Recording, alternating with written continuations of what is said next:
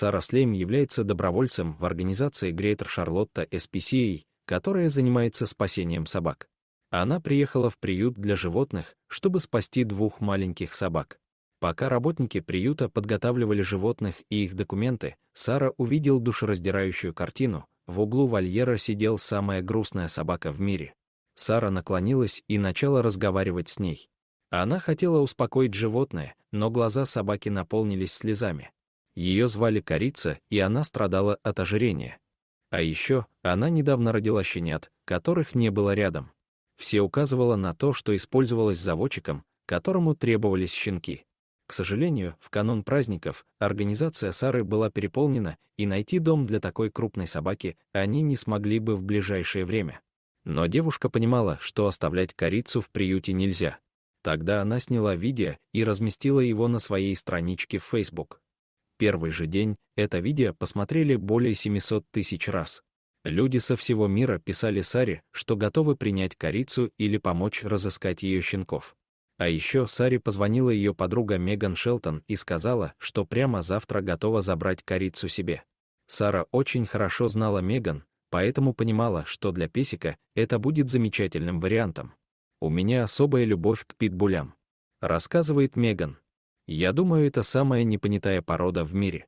И когда я увидела Корицу, которая плачет в вольере, я не могла сдержать слез. Вместе со мной плакали и мои дети. Муж сказал, что завтра с утра мы поедем и заберем ее. Утром у дверей приюта стояла очередь. Приехало несколько семей, которые хотели принять нашу героиню. Но семья Меган знала, что такое возможно, поэтому они приехали очень рано и были первыми в очереди. Встречу с Корицей они запомнят надолго. Они влюбились в нее с первой секунды, и это было взаимно. Она невероятно сладкая девочка. Она поцеловала всех нас и не переставала вилять своим хвостом. Они заполнили документы и на следующий день смогли забрать Рози, так теперь ее зовут, из приюта. У семьи Шелтон дома жил 3-летний питбуль Блю. И семья немного переживала, как он отнесется к новому члену семьи. Они не хотели дать Рози 3 дня, чтобы она освоилась в новом доме перед встречей с Блю. Поэтому ее отвели сразу же в спальню, вместе с ее новыми игрушками и кроватью. Но что-то пошло не так. Рози и Блю сидели с 2 сторон запертой двери и жалостно скулили. Кажется, они сообщали своим владельцам, что не стоит ждать 3 дня. Но действовать надо было осторожно. Дети Меган вывели Блю на улицу, а затем девушка вывела Рози.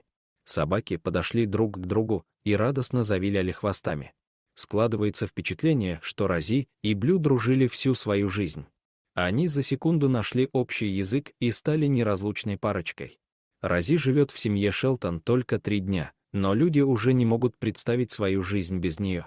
Она похитила их сердце с первого взгляда.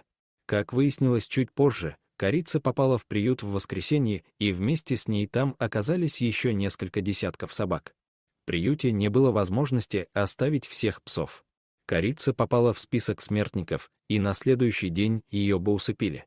Так что Сара Слейм оказалась в приюте в самое подходящее время.